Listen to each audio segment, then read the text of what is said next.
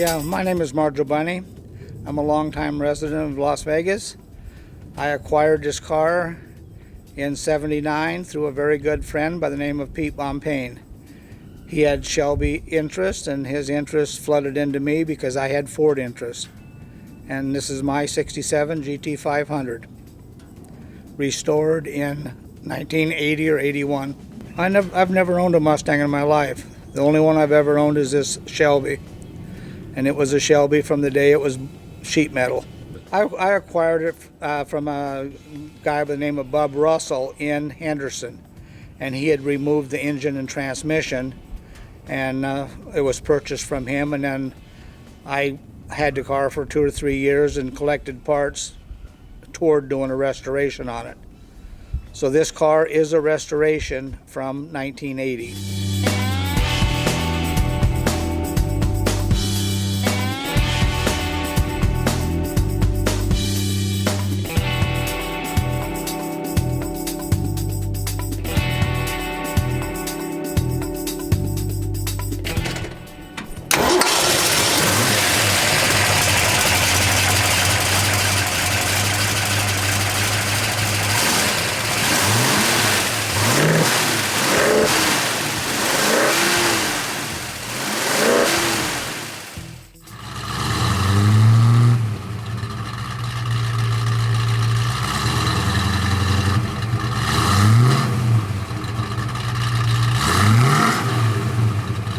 We're in Las Vegas, and we're going to speak about the history of my '67 GT500.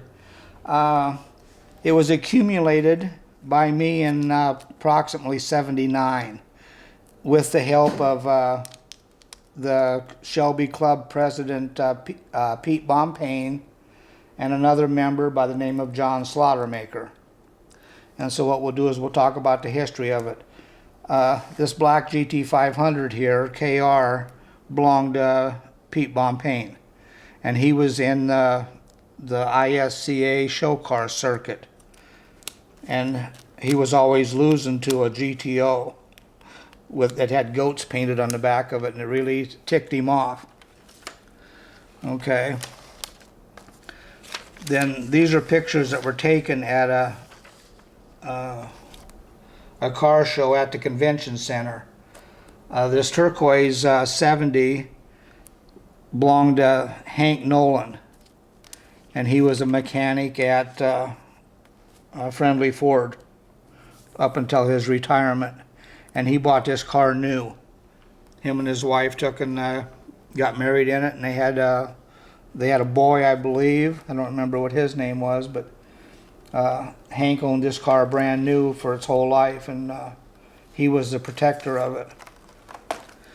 Okay, we're speaking of the '67 GT500, and here's what the car looked like when I acquired it. It had the 428 engine and transmission had been removed, and the factory wheels were gone. Here's a picture of the shock towers. These shock towers here have the Ford VIN number stamped in it, and under close inspection you can see that the 5th digit, which is the engine, is a Q. And if you're a Ford person, you know that there's no such thing as a Q VIN in '67. And there's people that believe that there was such thing as a 427 '67 Shelby. Well, the fact is there is no such thing, because if there was, underneath the tag there'd be an R instead of a Q. So if in reasonable, the largest motor you could get in '67 and '8 was an S, which is a 390. And there was an agreement between the big three to put no bigger than 400 cubic inches in the intermediate cars. So when these cars got the larger motor, the Q code or the R code, it was stamped in the VIN. And here's proof of it right here. There's no such thing as a Q code in a unibody car in 1967. Okay, here's something that is notable, that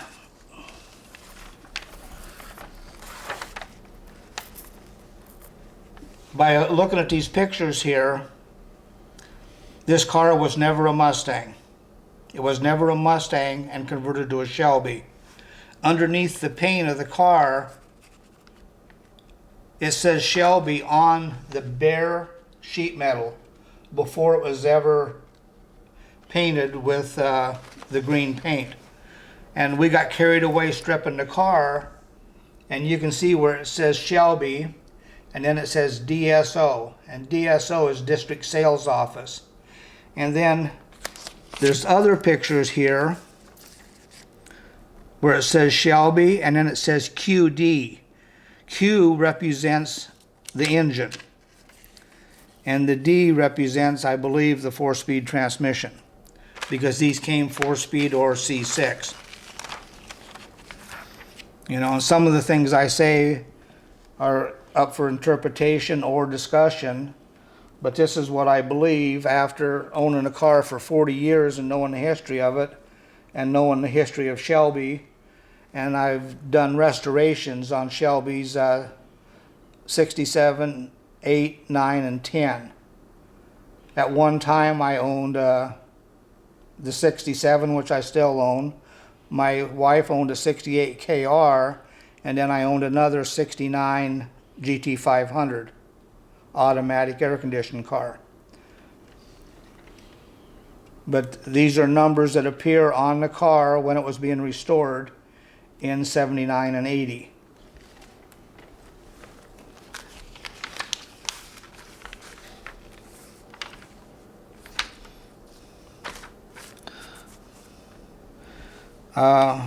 When I went to my first car show, they took and they docked me points on the 300-point system, and they said the car lacked detail in hidden areas. And I go, huh. At the time it was restored, I CAD plated everything that would come off the car.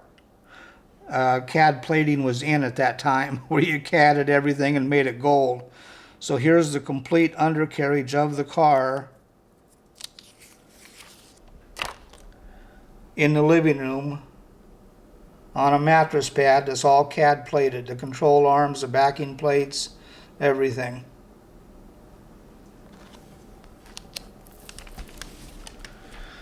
And then here's the QD that was written on top of the paint. Okay? And so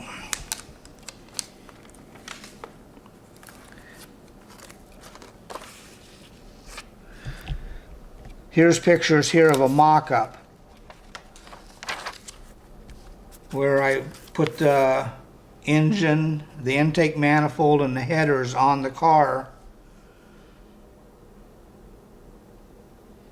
prior to assembly to make sure everything fit. Everything was put on the engine stand to see that everything cleared the engine, and then put the engine in the car and then see that the headers and everything clears the car.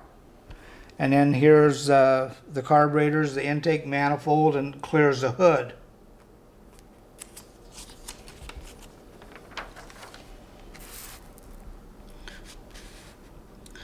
Here's pictures here of the engine compartment, and the underside of the car was painted with Centauri. It was painted gloss because that was the thing to do in 80. It wasn't painted satin like the factory.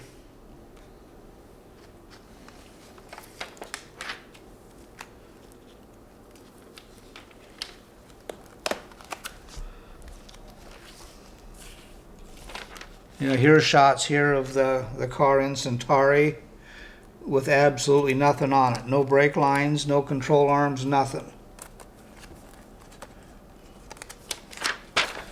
Here's the car here.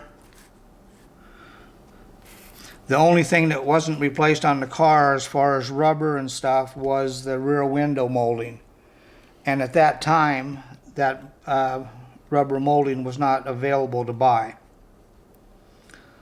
I collected parts for this car for 3 years before I did it. I bought everything you could buy new that you could possibly get. And you had to buy Ford NOS stuff because there was no reproduction stuff at that time. Where now you can buy everything, including a brand new body for a Mustang, which you couldn't here. Here the car is assembled with the control arms and the disc brakes and stuff. And one of the reasons this car was never a Mustang is the fact that here's the order sheet where this car was ordered. Okay. This order sheet here is an order for 106 cars. My car being the last serial number that was built, and this sheet was in my car. Okay, the reason that I know that my car was the last car is because this order is for 106 GT500s. The next car after my serial number is a GT350. There's no GT350s on this order form. And this sheet here shows all the parts that it takes to make a GT500. On the last page, it shows all the parts that were deleted to make it not be a Mustang. Okay. A lot of people will not agree with me, but here's the facts in the pudding of what was deleted and what was installed. The power brake booster is different. The calipers are different. The springs are different. Everything about this car is different, where it was never a Mustang from the beginning. It said Shelby on it when it was brand new in sheet metal before it was ever painted or ever undercoated. And here's 6 pages of all the parts that it took to get rid of the Mustang and make it a Shelby. And this is something I would like to share with the owners of the cars, maybe through Kevin Marty, which he does the serial number and the history of the cars. But this is an interesting document I've had for over 40 years, and I haven't shared it because it's hard to find the people to share it with that have the correct interest. So back to the car. Back to the car. So Pete Bompane, he drugged me into the show car circuit.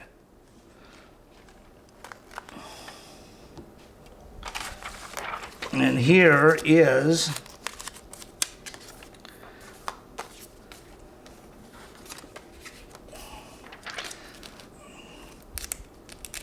this car moved pretty quickly. It moved real slow for 3 years, and then we had to get it ready for a car show.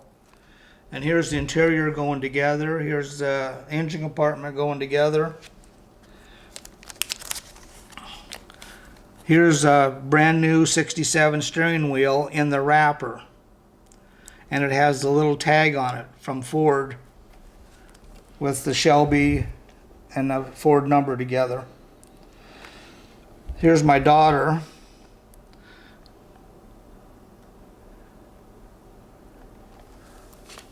And her name? And her name is Moran.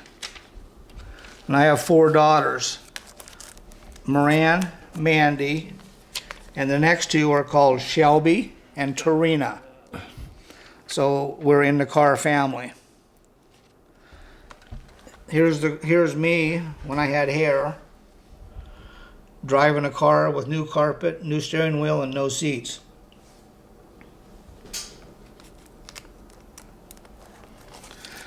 Here's the headliner going in the car. Here's the windshield going in with new rubber.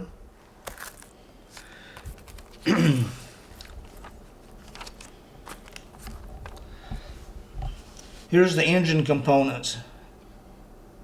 It's got polished Le Mans rods.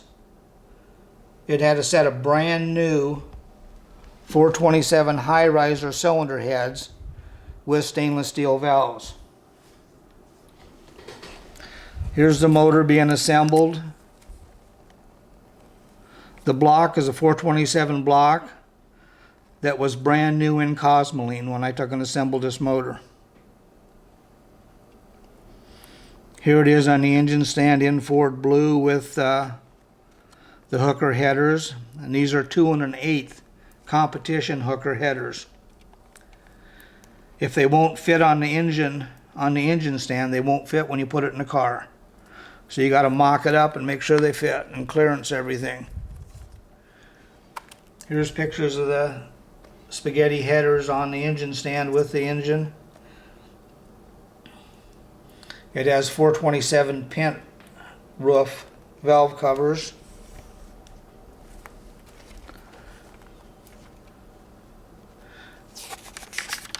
And then we go to here. We got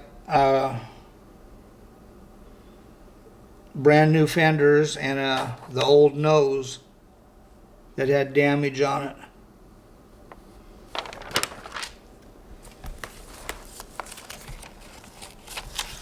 Here's more pictures of a nose.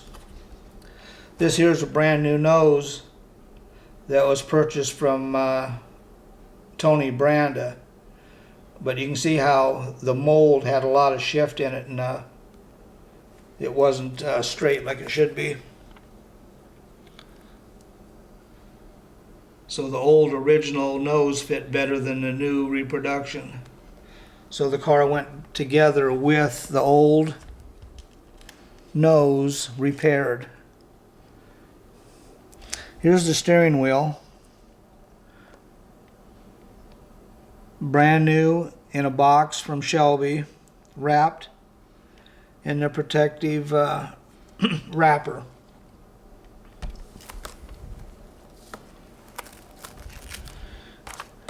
Here's shots of the car in gray primer with a black guide coat on it for the finish sanding. And then it was painted, and then here's pictures here of the car in the final assembly getting ready for the car show.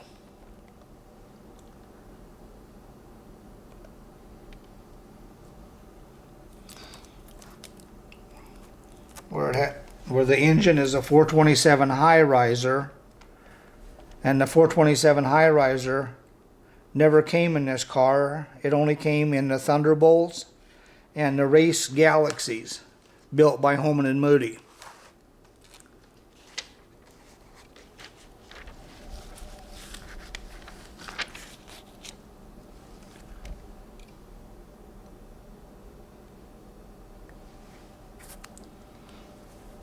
And here we are with our Shelby t-shirts on at the car show at the convention center.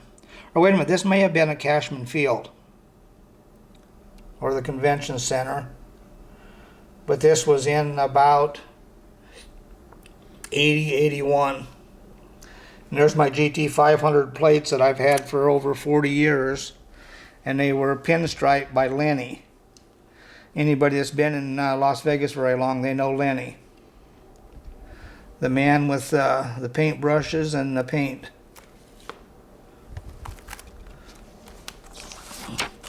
Here's shots of the engine compartment when the car was fresh and new.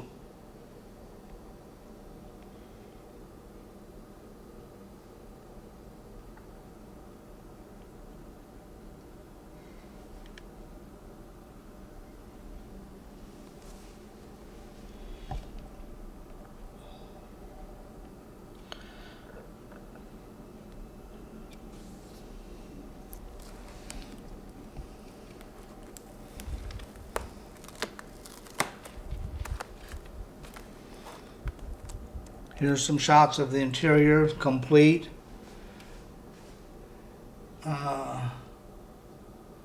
This is 81, right? Yeah, this is in 80, 81. And all the dash stuff was sent down to, sent to Texas, and it was all re-chromed by a guy down there that chromed plastic, is like Mr. T or something.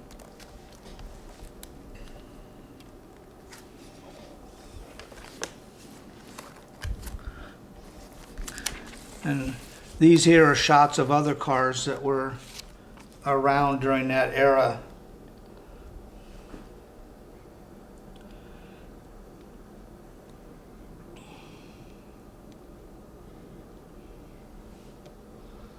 This white 69 or 70 GT500, it belonged to Greg Tim. Greg Tim is the son of the Tim that the airplane's on display at McCarran Airport, where they flew for 2 months solid. That holds the world record for flight, for continuous flight, where they flew a Cessna 182 for over 2 months solid, never landed. That history of that airplane's at McCarran Airport, and this is his son. This is Pete Bompayne's Ranchero, and he owned 2 Shelbys. He owned a 68 500 KR, and then he owned a 70 fastback automatic GT500.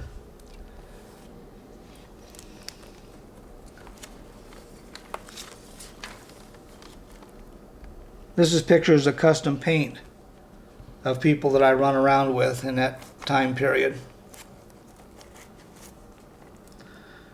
At that time, panels were the in thing. Panels and then faded paint, where you fade the car from one color to the next.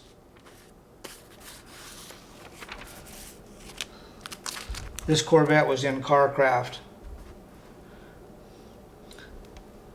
in the early 70s. Speaking of the Shelby serial number on a 67, they have unique numbers, and they're not related to the Ford numbers at all.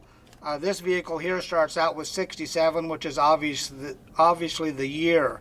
Then it has 402, which is the engine number that was assigned to it when it was built. And the next digit is an F, and that's a fastback, which they made all the cars in 67 were fastbacks except for one, which was a notchback. And then it has a 7, which is the paint code, which there was 5 paint codes in 67. And then they have an A, which A is black for the interior. And so that digit there only came in black or parchment. Car is unique in another way. It has a tilt and pop-away steering wheel.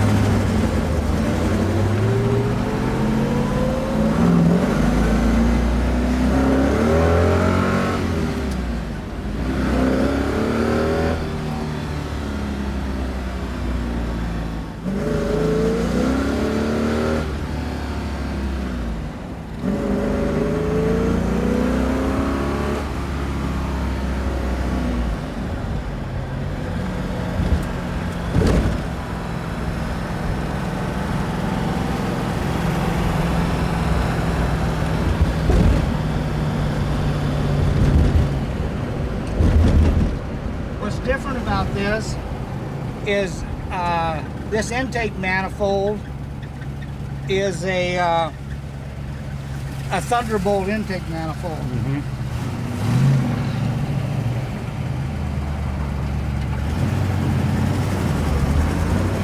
Just a second here.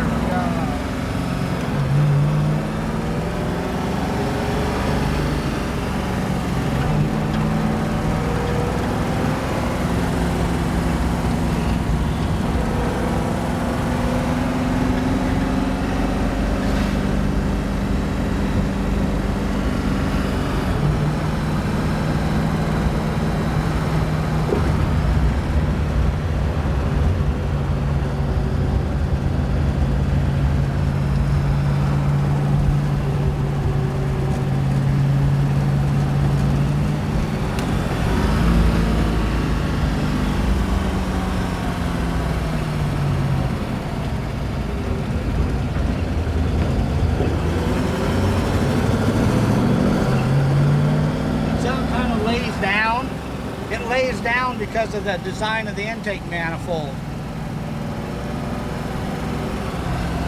When you get in it, until all the carburetors open up, it doesn't run right.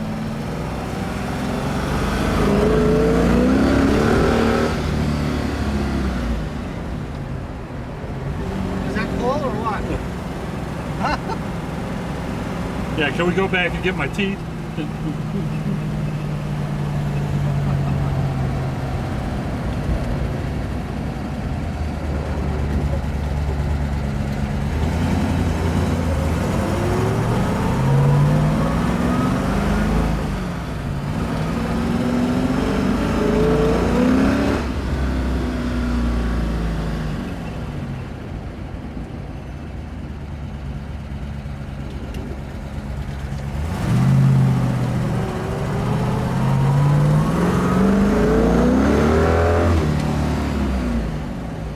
Stone carries the front end, don't it?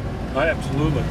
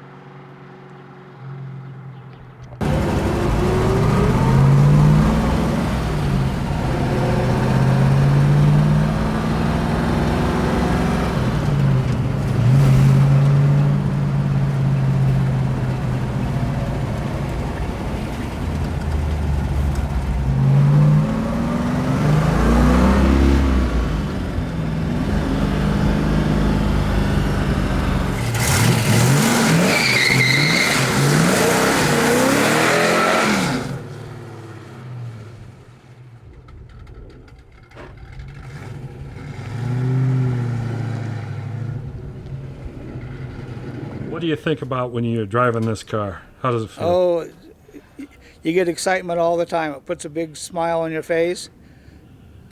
The only time that you had a bigger smile was when I took and drove an FIA Cobra for a week. That puts a big smile on you too. Makes your face want to crack from smiling. Alrighty.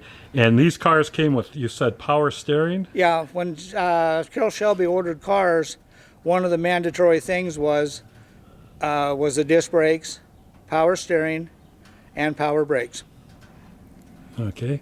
And what are your future plans with the vehicle? Any other modifications or? No, just leave it the way it is and have fun with it. You know, maybe upgrade interior and door panels a little bit. They show a little bit of deterioration from the 40 plus years that I've owned the car.